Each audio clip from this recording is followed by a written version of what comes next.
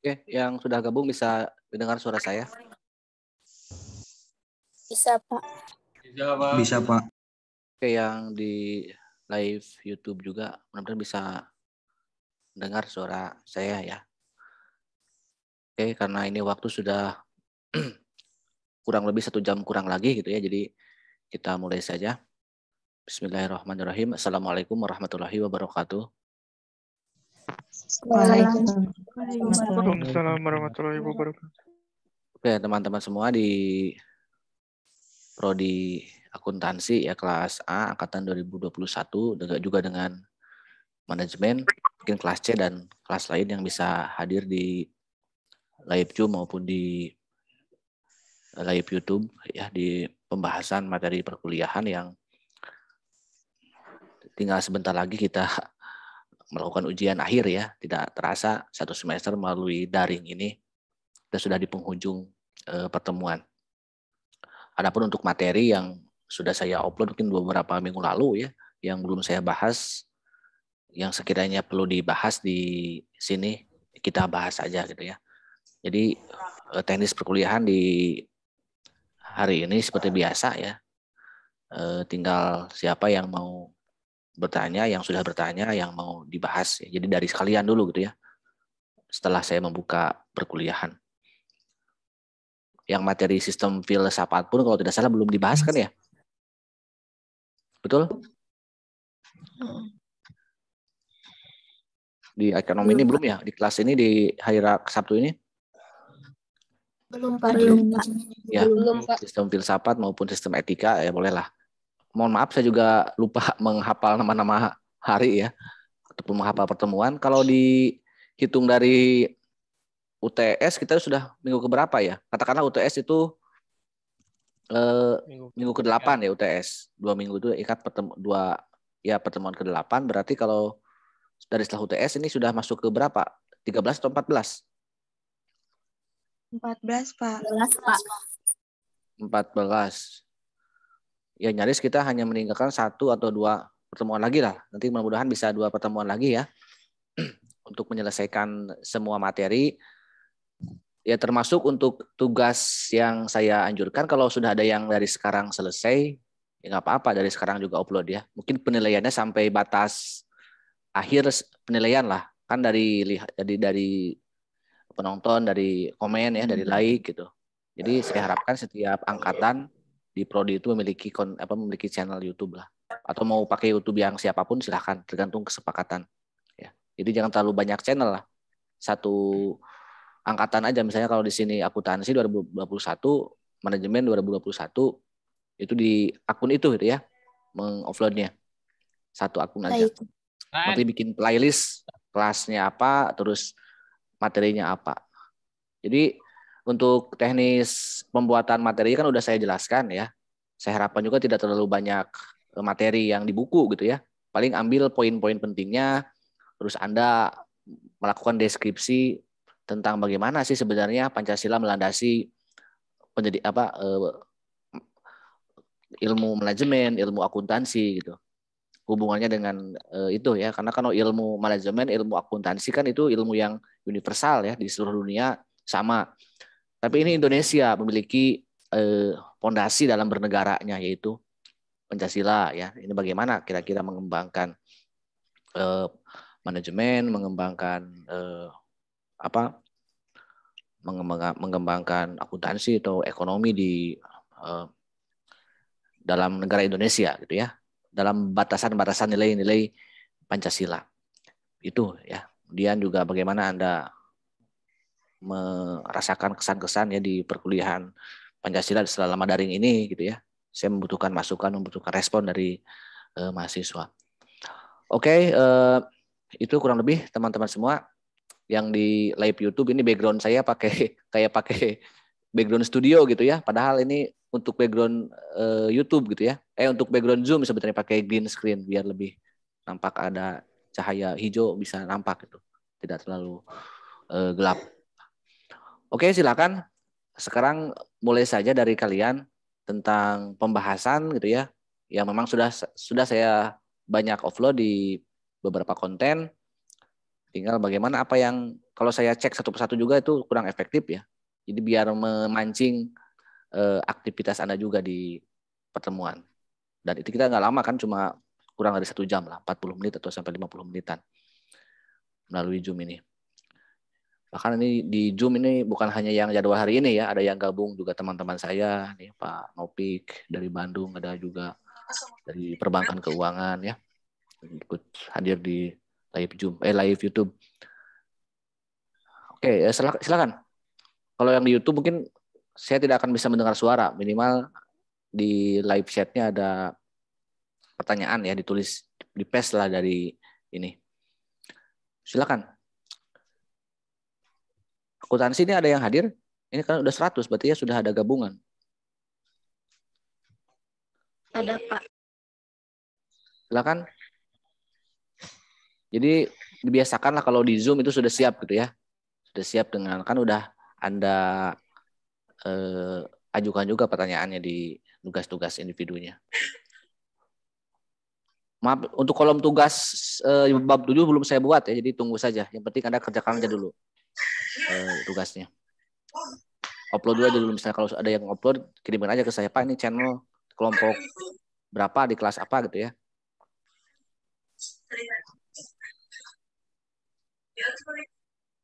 Silakan. Tentang sistem filsafat ya, yang ini juga banyak ditanyakan oleh teman-teman semua, mungkin nyari sama pertanyaannya, tapi sekali lagi saya ingin mendengar suara Anda gitu ya, sesekali mah. Bukan hanya saya terus yang ngomong gitu.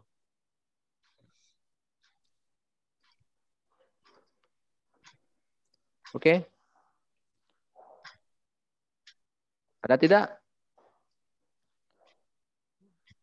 Mau sistem filsafat, mau sistem etika, silakan. Atau kalau malu, ini bisa di chat ya. Mau di chat Zoom, mau di chat YouTube. Silakan. Udah pada sarapan belum ini? Belum, Pak. Saya izin bertanya. Oke, siapa? Najarah Mamutakin. Dari Dari maaf, yang lainnya tolong audionya di unmute ya. Coba Naza Rahma ya. Ya. Apa pertanyaannya Naza? Mengenai hubungan Pancasila dengan etika, Pak. Oke. Kan akhir-akhir ini banyak sekali berita mengenai kasus pembulian, pelecehan seksual yang dilakukan remaja, Pak. Menurut Bapak, apakah ada kaitannya dengan melunturnya nilai-nilai Pancasila dalam diri remaja tersebut atau tidak? Terus bagaimana caranya mengatasi hal itu agar tidak dikaitkan dengan Pancasila, nilai Pancasila. Terima kasih. Ya. Oke, terima kasih. Dari Naza Rahma ya, dari kelas A ya, akuntansi. Oke, ini tentang bab 7, bab 6 ya, tentang sistem etika. Tentang bagaimana tadi hubungan antara etika dan nilai Pancasila. Kait banyak kasus para remaja ya khususnya kan, Najla, betul? Betul, Pak. Remaja yang mengalami pelecehan, pembulian ya. Ya, Pak. Oke, akan saya tampung dulu untuk materi ya. Untuk etika, karena etika itu bagian dari filsafat ya, atau bagian salah satu filsafat produk. Nah, saya harapkan juga ada yang lain ya. Coba yang lain tentang filsafatnya coba ya, biar sistematis pembahasannya. Siapa? Saya, Pak. Religia dari Izin bertanya. Dari akuntansi. Oke. Tentang apa pertanyaannya, Leli? Tentang filsafat. Oke, tentang filsafat apa yang akan Anda tanyakan? Jika suatu sistem dapat ditemukan hakikat kebenarannya, namun tidak dapat ditemukan sumber kebenarannya, apakah dapat disebut sebagai filsafat? Oke, jika sebuah sistem ditemukan apanya? Hakikat kebenarannya. Ini dalam sekali ya pertanyaannya. Ya. Luar Hakikat biasa kebenarannya, Hakikatnya namun tidak dapat ketemu. ditemukan sumber kebenarannya. Hakikat kebenaran ditemukan. Tetapi sumbernya tidak ditemukan ya. Ini menarik ya pertanyaannya. Karena ini berbicara etika, berbicara filsafat, ini bisa satu iringan gitu ya. Sama-sama dalam misalnya ya, sama-sama kajian mendalam. Oke, saya tampung dulu. Saya ingin satu aja pertanyaan yang lain mengenai filsafat biar saya bisa menguraikan. Oke, siapa? Tiara dari manajemen C. Oke, Tiara Andini. Tiara Hanida. Di video YouTube kan disebutkan ya Pak bahwa Pancasila itu filsafat proses yang berajaskan agama dan ilmu pengetahuan. Yes. Kalau berajaskan agama, di sila-sila Pancasila memang sangat tercermin sekali azas agamanya. Namun untuk azas ilmu pengetahuannya bagaimana Pak? Bisa lebih dijelaskan? Dalam Pancasila azas ilmunya kurang nampak gitu ya? Ya Pak. Kurang nampak, padahal azas agamanya ada.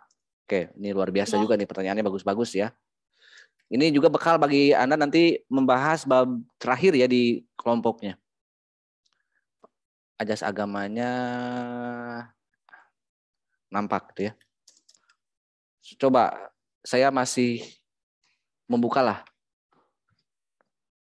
Ini sudah bagus-bagus tapi saya ingin menguraikan sebenarnya, tapi coba ada lagi nggak? Biar ingatan saya kepancing lagi gitu. Pak, izin bertanya Pak. Dimas Rizky Pratama dari prodi apa? Dari prodi manajemen. Manajemen kelas Mohon C ya. Maaf on cam ya. Tidak ada off cam gitu. Gangguan. Off cam mungkin mohon maaf Pak. Ya. Jadi pertanyaannya gini Pak.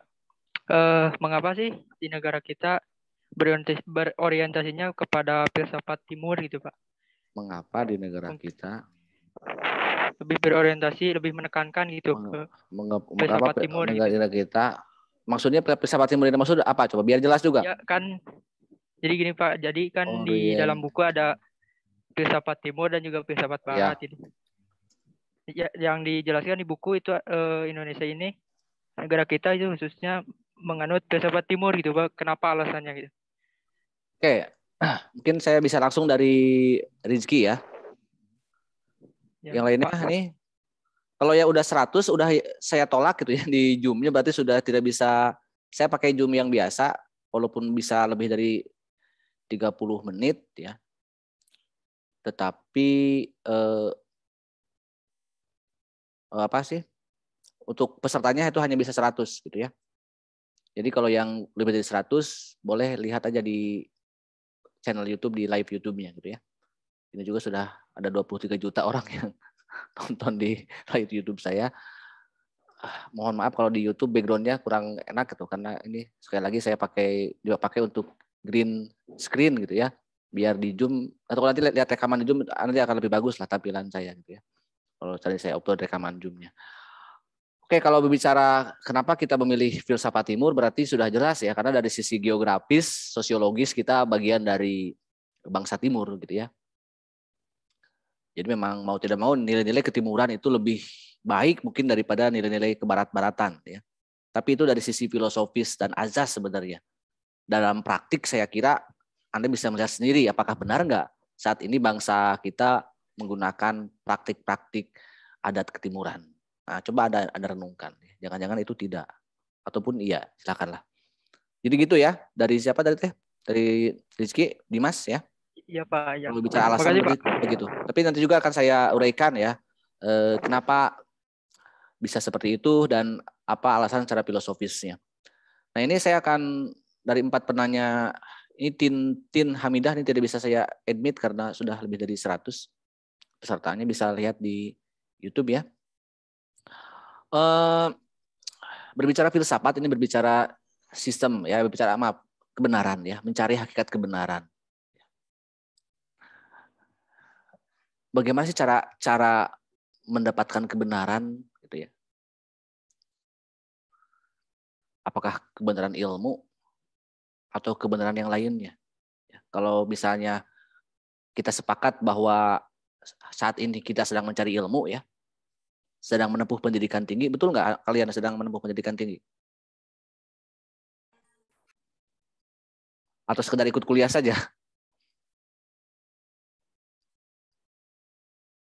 Coba saya mau tanya sekali lagi. Kalian benar-benar sedang menempuh pendidikan tinggi atau hanya ikut kuliah saja? Supaya dapat nilai dari saya. Menempuh pendidikan tinggi, Pak. Oke. Jadi dalam pendidikan tinggi itu kan ada disiplin ilmu ya. Saya sering mengatakan disiplin ilmu atau bidang ilmu. Katakanlah di sini ada 2 ilmu. Ya. Satu rumpun sebenarnya ilmu ekonomi ya. Tapi karena ilmu itu terus berkembang sehingga itu bisa dipecah. Ada akuntansi, ada manajemen ya. Nah, dari mana ilmu itu bisa dikembangkan, bisa dipelajari, ya? Itu kan dari filsafat ilmunya. Saya sering mengatakan demikian. Untuk membuktikan bahwa ilmu itu benar, ada 3 syarat, itu kan? Pertama adalah ontologinya harus ada. Yang kedua adalah epistemologinya harus ada dan aksiologinya juga harus ada. Nah, di materi kan saya hanya menjelaskan Pancasila ya, apa ontologinya apa, epistemologinya apa, aksiologinya apa. Termasuk ilmu yang Anda pelajari juga sebagai mata kuliah ataupun semua mata kuliah, semua bidang ilmu itu pasti ada sistem filsafatnya gitu ya. Diuji kebenarannya secara ilmiah ya. Bahasa ilmiah di sini adalah bahasa materi ya. Kebenaran materi. Jadi kalau bicara materi berbicara ilmiah ya di sini. Jadi kalau misalnya kita sedang menempuh pendidikan tinggi misalnya, berarti ini ilmu materi ya. Yang merupakan salah satu sumber kebenaran yang tadi saya sebut. Dasar ontologinya apa? Manajemen misalnya, akuntansi, ilmu ekonomi misalnya. Apa sih ontologinya misalnya? Bukti adanya satu ilmu itu, ilmu ekonomi itu. Itu kebenaran ya. Yang paling hakiki yang pertama adalah harus ada ontologinya. Ini semua orang bisa gitu ya melihat ontologi itu. Kira-kira nih apa ontologi? Salah satu misalnya ciri ya bahwa ilmu ekonomi itu ada gitu kebenarannya. Secara ontologi ya. Coba ada bisa jawab nggak? Yang udah saya analogikan di urian saya yang sebelumnya yang di konten. Ontol itu apa sih? Ilmu tentang ada ya. Cobalah sebelum ini. Anda bisa melihat saya nggak? Tahu nggak saya? Saya siapa? Siapa saya? Dari mana Anda tahu bahwa ada seorang dosen mata kuliah pendidikan Pancasila ganteng dan lucu misalnya? Misalnya ya, jangan GR. Balik ya. Coba dari mana? Kan secara ontologi. Panana bilang Pak bahwa ada dosen baru yang namanya Kang Adi, katanya kalau misal mau kuliah hubungi beliau, katanya begitu Pak. Itu dari Panana ya, kalau orang manajemen. Nah setelah tahu saya, berarti benar nggak bahwa saya itu ada? Benar Pak, ada. Ya, apa buktinya bahwa saya itu ada? Buktinya terlihat Pak. Oke, jadi itu betul ya. Bukti bahwa Anda bisa melihat saya, walaupun misalnya kita tidak dalam dunia nyata, dalam dunia maya bisa melihat saya ya dengan ciri-ciri yang seperti ini ya. Itu ontologi. Ya, termasuk ilmu ekonomi itu ada apa gitu kan? Adanya apa ada ilmu ekonomi itu?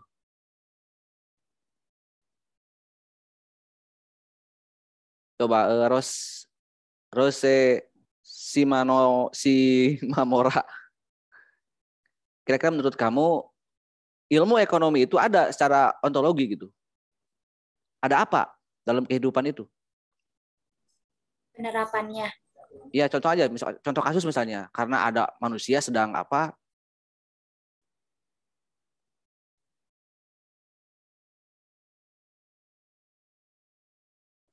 Coba Rose itu dari akuntansi ya? Ada kegiatan jual beli. Ya, ada kegiatan jual beli misalnya ya. Kalau ilmu akuntansi ada kegiatan apa? Pengolahan keuangan misalnya ya. Kalau misalnya di manajemen ada bagaimana dalam sebuah organisasi ada manajerial. Sehingga terus berkembang ya. Kan manusia itu dari tahu kan, ilmu itu dari tahu kemudian menjadi pengetahuan dan jadi ilmu pengetahuan. Jadi manusia itu akan melihat sesuatu dari apa yang dia ketahui dulu. Dalam bahasa kajian ilmiah disebut dengan fakta dan data. Itu kebenaran materi secara ontologi. Ya. Nah, makanya kalau apakah Anda mau lulus nggak kuliahnya? Walaupun ini tingkat 1 saya tanyakan dulu. Rose, Asri, Royani mau lulus nggak kuliahnya? Mau Pak. Ya bisa lulus mata kuliah atau lulus ya sampai lulus semuanya kan gitu. Untuk lulus kuliah itu harus bagaimana kan orang itu? Syaratnya apa coba? Syarat selain lulus mata kuliah membuat apa? Skripsi. Ya, skripsi itu apa? Karya tulis ilmiah. Ya. Nah itulah salah satu. Dari mana adanya karya tulis ilmiah? Dari cara berpikir ilmiah. Dari mana adanya cara berpikir ilmiah? Dari berpikir ilmiah. Dari berpikir filosofis. Dari berpikir filsafat. Makanya sistematika penulisan karya tulis ilmiah di bab 1 itu pasti latar belakang masalah. Pendahuluan. Betul nggak? Benar, Pak. Ya, itu pendahuluannya harus apa? Latar belakang masalah. Ada nggak masalahnya? Misalnya, kira-kira ini, Nisa Nurul. Ini kira-kira aja ya. Nisa Nurul nanti kalau mau menulis skripsi tentang apa? Kira-kira aja dulu ya. Ekonomi mungkin, Pak. Ya? Ekonomi. Ekonominya apa? Harus jelas ya. Kamu dari jurusan apa? Akuntansi. Akuntansi. Kira-kira coba tentang akuntansi, Anda mau menulis tentang apa nanti? Kalau apakah mau makalah atau mau skripsi? Contohnya aja dulu. Tentang apa? Permintaan penawaran. Gitu. Permintaan penawaran di mana? Di pasar gitu. Di pasar Cihideng, pasar Gernoong atau pasar, harus jelas ya gitu. Jangan-jangan di pasar Pancasila gitu kan yang sudah tutup. Tuh nggak ada penawaran. Jadi harus ada gitu ya. Anda mau meneliti di pasar Cikurubuk tapi sudah tutup misalnya ya. Pas ada penelitiannya atau nggak ada masalahnya, jangan-jangan di Cikurubuk mah terada lawar. Langsung aja ketika si penjual mau ngasih ini langsung dibeli misalnya ya. Bisa kayak gitu. Jadi harus jelas ya. Makanya membuat sebuah latar belakang masalah itu kan berbicara ontologi. Ada nggak masalahnya? Misalnya Anda mau meneliti manajemen keuangan di Bank BCA cabang Kawalu misalnya. Ternyata setelah diteliti di Kawalu nggak ada Bank BCA. Berarti kan tidak memenuhi syarat. Katakanlah banknya ada, orangnya ada nggak tuh? Masalahnya ada nggak misalnya? Anda mau meneliti salah satu lembaga keuangan yang sedang pailit. Tapi ternyata yang ada 7 nggak pailit. Untung terus. Nah ini juga kan tidak memenuhi syarat ontologi. Intinya bahwa ketika Anda mau menulis sebuah karya tulis ilmiah, atau mau berpikir ilmiah, atau mau berbicara secara ilmiah dalam ranah kehidupan mahasiswa, harus punya dasar, terutama fakta dan data ya, yang akhirnya nanti menjadi masalah. Itu ya, jadi itu ontologi. Yang kedua adalah epistemologi, tentang teori. Makanya bab 2 itu tentang apa? Kajian pustaka, kajian teoretis. Bab 3 tentang fakta lagi kan, berbicara bagaimana kenyataannya Anda gali sedalam-dalamnya. Jadi berbicara mencari kebenaran itu harus dalam gitu ya. Anda mau meneliti masalah di keuangan di salah satu bank tadi saya sebut BCA. Harus benar-benar digali gitu. Anda kalau perlu tiap hari ada di bank itu. Bagaimana cara karyawan mengelola keuangan ya. Jangan-jangan apakah ada yang nggak jujur nggak misalnya. Jadi harus dengan detail ya. Biar benar apa yang Anda temukan ilmu itu. Betul nggak seperti itu? harus betul ya. Jadi harus seperti itu. Kalau mau berkualitas karya tulis ilmiah. Yang ketiga ya, selain adanya, kalau sistematika tadi bab 4 bagaimana gabungan antara fakta teori kan dibahas di bab 4, dan bab 5 adalah disimpulkan. Dalam bahasa filsafat itu yang berkaitan dengan aksiologi, nilai ya, manfaat dari suatu ilmu itu. Jadi itu sebenarnya ya yang ingin saya tekankan di bab ini adalah itu. Jadi untuk mencari sebuah kebenaran itu harus secara materi ya, tadi saya sebutkan ya, harus ada faktanya, ontoknya ada tidak ya, teorinya ada enggak. Makanya setelah jadi mahasiswa mah Anda jangan mengoleksi lagi video CD drama Korea ya. Filenya harus dilengkapi dengan file-file buku-buku ya. Nah, ini penting ya. Syarat seorang ilmuwan harus teoretis, karena syaratnya adalah yang kedua tadi, epistemologi. Ketika misalnya dalam Pancasila itu ada manusia Indonesia secara ontologi, yang kedua kan harus ada epistemologinya apa? Manusia Indonesia yang bagaimana? Yang berpikir, yang berfilsafat. Makanya epistemologinya apa? Filsafat manusia Indonesia. Kalau seandainya manusia Indonesia itu hanya makan, minum, tidur, bangun, makan, minum, bangun lagi, nggak berpikir, berarti tidak akan ada Indonesia. Mungkin sebelum tahun 45 banyak di Indonesia orang, manusia, tapi mungkin tidak berpikir, ya, sehingga tidak pernah merdeka Indonesia di sebelum abad 20 ya. Yang ketiga tadi aksiologi itu manfaat, nilai dari ilmu itu. Kira-kira ilmu ekonomi itu bermanfaat enggak? Walaupun benar faktanya ada misalnya ya, teorinya ada, tapi kalau tidak bermanfaat bagaimana? Berarti nggak lengkap. Ada ilmu pelet, ada ilmu santet. Dan saya mengisi kasep tuh kudu melet gitunya. Jadi ya itu secara aksiologi apa manfaatnya gitu ya. Walaupun itu ada misalnya orang yang kena santet, orang yang kena pelet gitu kan. Tapi mungkin tidak memenuhi unsur-unsur kelengkapan yang materi yang tadi saya sebutkan ya, untuk aksiologi dan epistemologinya. Itu ya hakikat salah satu kebenaran secara materi. Ya. Jadi harus diuji, itu harus dalam ya. Makanya dalam pengertian filsafat itu tentang cinta ya dan bijak. Kenapa cinta itu kebenaran? Apa lambangnya cinta itu? Tahu nggak lambangnya cinta? Kalau saya makan masih polos, ya nggak tahu. Coba, barangkali ada yang pernah mendengar lambang cinta. Love. Iya, lope ya. Hati ya gitu ya. Hati itu kan salah satu, bukan kalau hanya seperti hewan ya, kalau secara wujud fisik semua makhluk hidup punya hati ya. Kecuali mungkin tumbuhan ya. Ayam juga kan ada hati ampelanya ya. Sering digoreng di tukang gorengan ayam gitu ya. Masuk ya. Tapi kan manusia punya hati itu bukan hanya hati, tapi kolbu dalam bahasa agama itu ada nurani. Ya, yang paling dalam, yang tak pernah berbohong gitu ya. Cinta itu adalah sebuah kebenaran dan sebuah kejujuran. Gitu ya. Betul nggak? Nggak bisa berbohong hati itu. Nah, dalam meyakinkan bahwa hasil penelitian Anda tadi yang saya sebutkan ya, ketika Anda mau menyelesaikan sebuah masalah, hasil karya tulis ilmiah Anda, untuk menyatakan bahwa apa yang Anda teliti ternyata penyebab bangkrutnya Bank BCA di Kawalu adalah A, B, C, dan D. Setelah Anda meneliti ya, itu kan jatuhnya ke pilihan hati. Kalau sudah jujur maka akan bijak. Kalau mencintai dengan ketulusan itu akan indah pada akhirnya, gitu ya. Ya.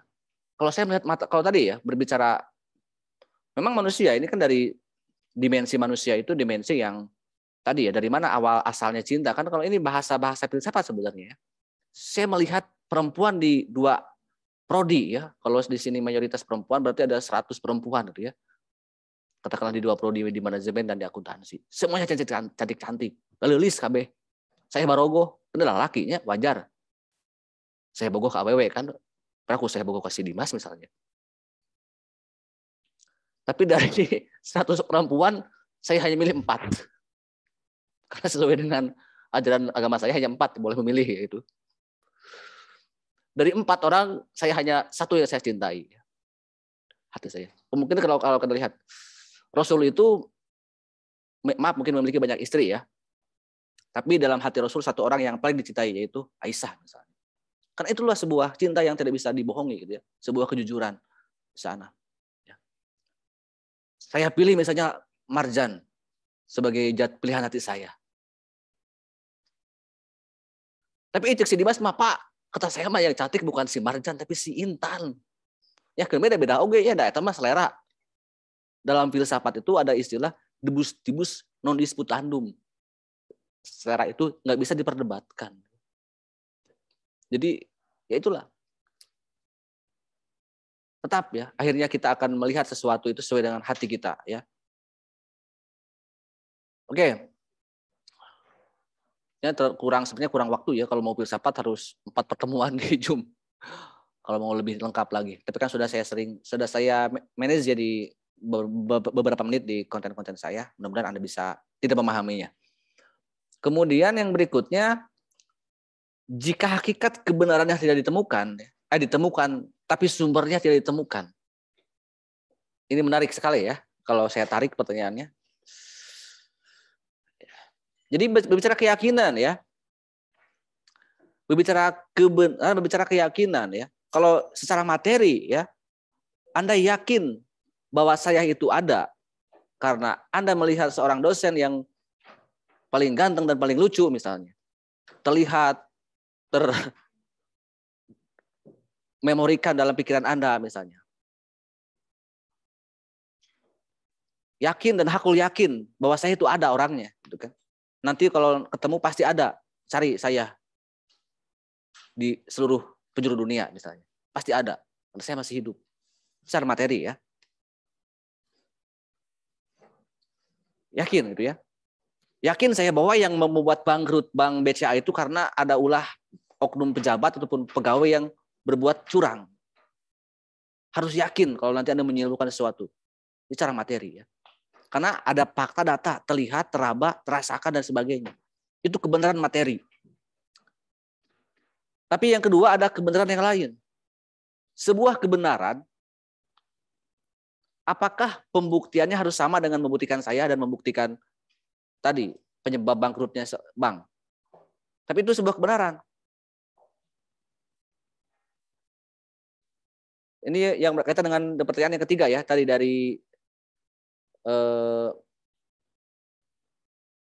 ilmu pengetahuan yang nampak ajas agamanya, tapi ilmu pengetahuan tidak nampak. Coba saya tanya yang off cam isi api ngilu kuliah Iqbal Firmansyah.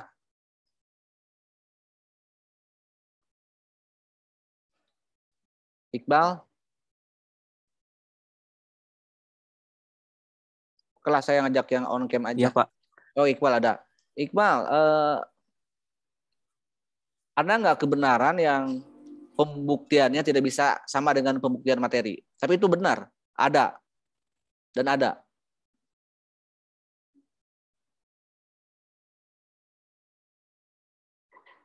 Iya, benar, Pak. Ya, apa itu?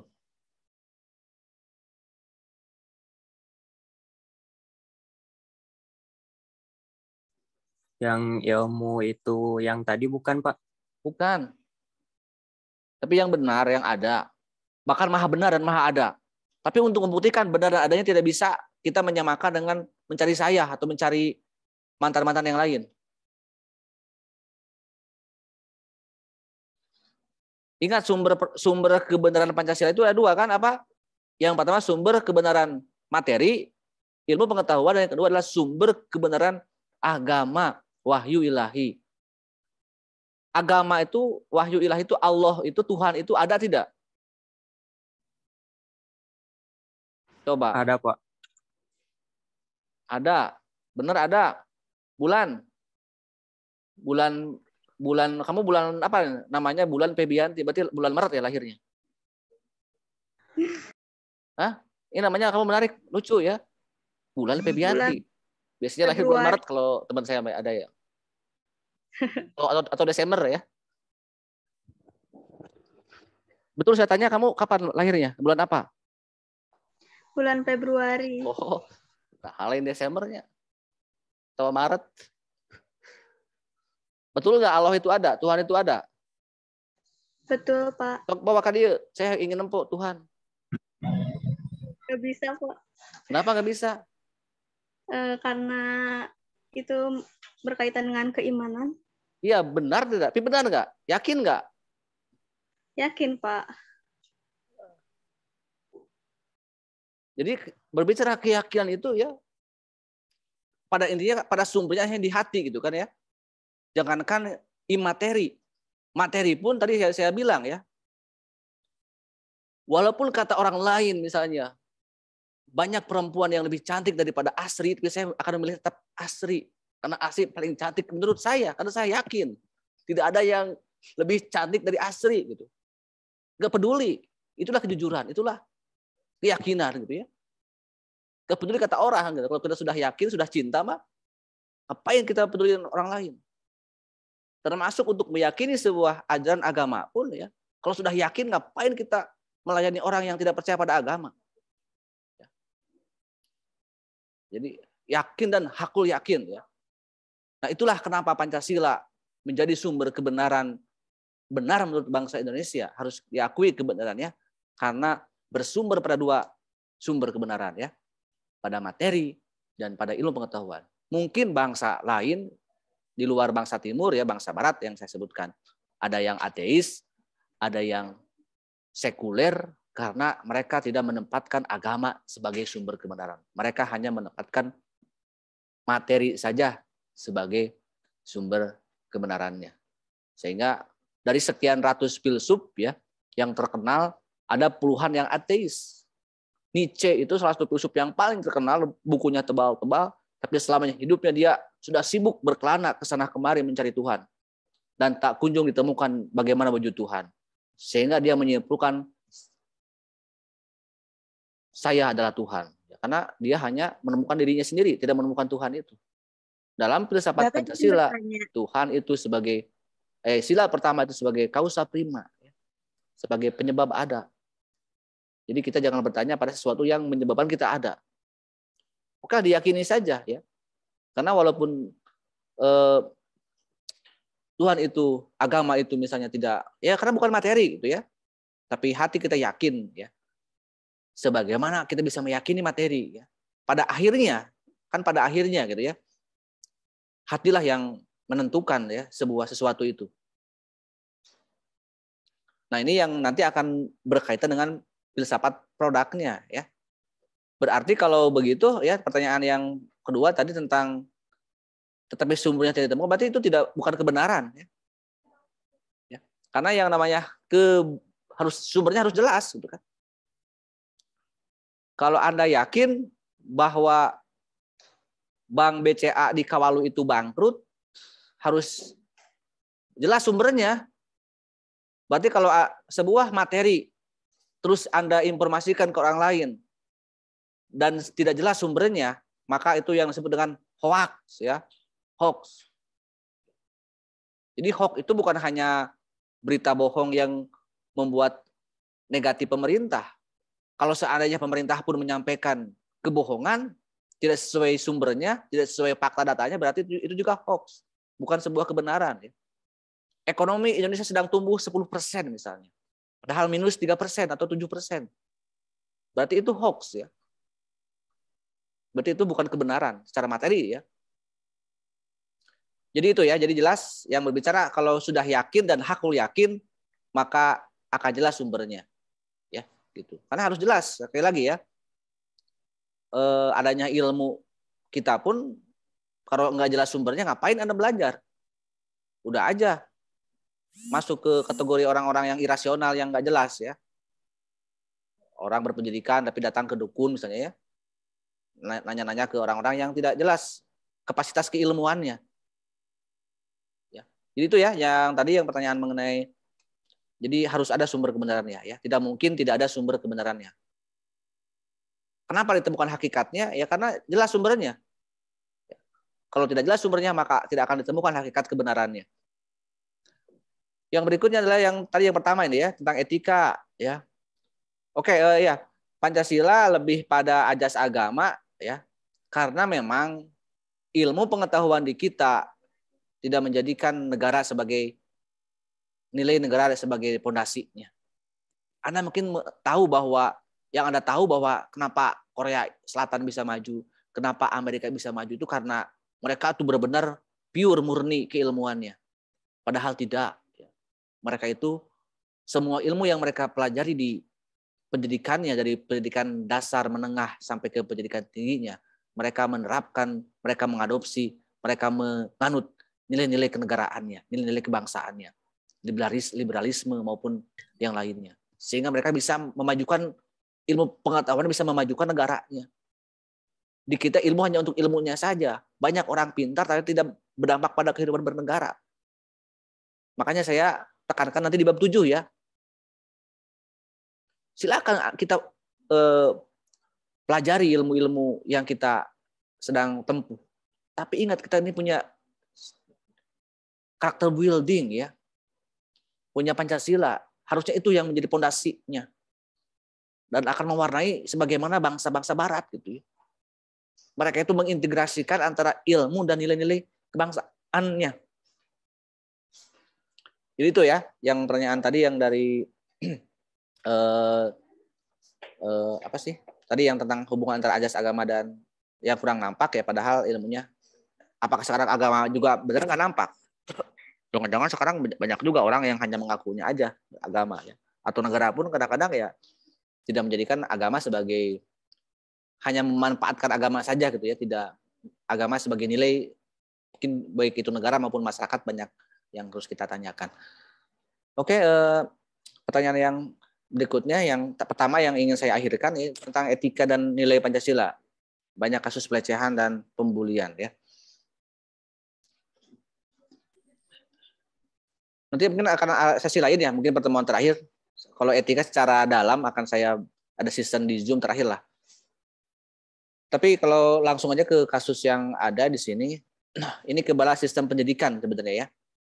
Orientasi sistem pendidikan di Indonesia itu sebenarnya apakah hanya untuk mencerdaskan manusia secara kognitif ya saja dan mengesampingkan aspek afektif dan psikomotornya. Itu dalam teori Bloom seperti itu ya. Kalau kita lihat evaluasi sistem pendidikan di kita ya dari tahun ke tahun, mungkin sekarang pun masih sedang belajar meraba-raba bagaimana penilaian dalam sistem pendidikan kita ya. Kita tahu di zaman-zaman ujian nasional, tahu kan? Pernah mendengar? Zaman saya dulu EBTANAS gitu ya. Ujian bersama tahun nasional lah. Untuk meluluskan manusia, meluluskan peserta didik ataupun siswa itu dengan ujian tertulis ya, secara kognitif. Nilai ada nilai matematikanya, nilai IPA-nya, nilai bahasa Indonesianya, bahasa Inggrisnya harus bagus maka akan lulus. Kalau itu di bawah 4, di bawah 3, di bawah 5, di bawah 6 mungkin beda-beda kan setiap tahun, maka dianggap tidak lulus sekolah. Itu evaluasi besar ya dalam sistem pendidikan kita ya. Ternyata orientasinya ke ranah kognitif ya, domain yang diutamakannya. Jadi bukan standar hasil, bukan standar proses, tapi standar hasil ya. Tidak peduli apakah selama 3 tahun di SMA, di SMP misalnya, anak itu melaung atau tidak, baung atau tidak gitu ya, bandel atau tidak. Yang penting nanti pas EBTANAS kamu harus lulus, pas UN kamu harus lulus. Padahal itu anak bandel. Ada anak yang baik ya, rajin, tapi mungkin tidak mampu semua mata pelajaran, kurang misalnya matematikanya dianggap tidak lulus.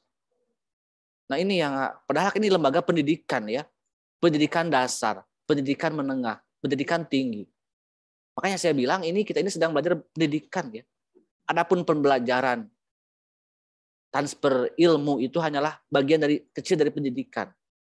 Pada akhirnya saya ingin menjadikan manusia Indonesia, ingin menjadikan semua mahasiswa Indonesia itu di Unsil khususnya itu menjadi manusia yang berkarakter, yang baik, yang berakhlak gitu. Jadi terlalu berat gitu ya, dari mana penyebab kenapa muncul kasus-kasus itu. Kalau karena saya memang pendidik ya, saya tidak akan berbicara masalah latar belakang keluarga karena nggak tahu ya latar belakang keluarganya gitu ya, atau pergaulannya. Tapi karena negara memiliki tanggung jawab ya kepada warga negara untuk melindungi segenap bangsa Indonesia, mencerdaskan kehidupan bangsa. Nah, untuk mencerdaskan kehidupan bangsa itu bagaimana negara memiliki tanggung jawab mengelola sistem pendidikan. Ya. Mungkin saya juga ngeri, sedih gitu ya. Mungkin saya juga bangga punya Menteri Pendidikan yang sekarang seorang anak muda. Dengan saya hanya selisih beberapa tahun ya di atas saya, 2 atau 3 tahun. Dengan segala kesuksesan hidupnya, gitu ya. Tapi dengan wacana-wacana dari awal ya, bahkan kemarin bagaimana ada isu-isu legalisasi seks bebas di sekolah dan sebagainya, itu saya sedih gitu mendengar isu-isu itu, gitu ya. Padahal kita tadi ya berbicara kebebasan di bangsa Timur ya, apalagi kita punya ajas Pancasila, punya ajas-ajas agama gitu. Harusnya itu diutamakan di dalam lembaga-lembaga pendidikan. Sekian dan terima kasih untuk pertemuan minggu ini ya. Untuk pertemuan sebelum UAS, mudah-mudahan kita dipanjangkan umur, disehatkan. Assalamualaikum warahmatullahi wabarakatuh. Waalaikumsalam warahmatullahi wabarakatuh. Terima kasih Bapak. Sama-sama, saya izin keluar duluan ya.